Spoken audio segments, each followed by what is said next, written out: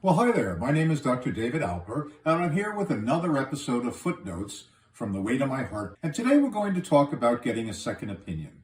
Now, why are we talking about getting a second opinion? Because second opinions are a very valuable part of medical care and are important for you to consider when, in fact, you're being faced with a surgical procedure or even just a diagnosis that seems a little vague. The problem we have nowadays is that people are a little afraid of getting second opinions. They're concerned about insulting their doctor, and they're concerned about being confused. But you need to remember that a medical problem is very much like a puzzle. And when you first approach it, you start working on the puzzle, and you pick a direction that you go in. That may not be necessarily the right direction, however, and you sometimes find yourself not solving the puzzle.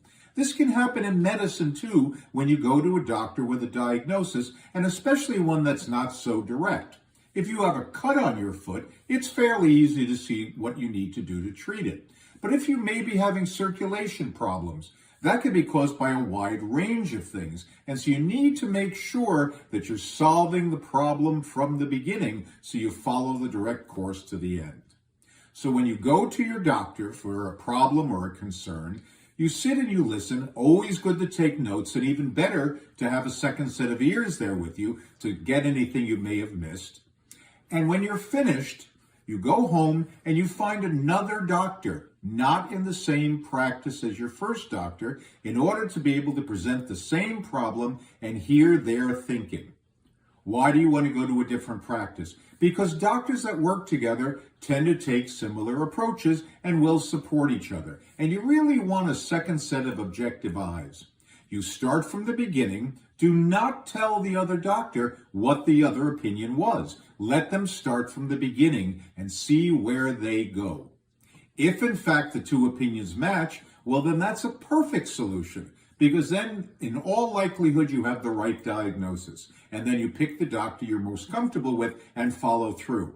But if, in fact, you get two different opinions and two different diagnoses, then it's time to go to work and to go back to the original doctor and say, listen, I got this second opinion.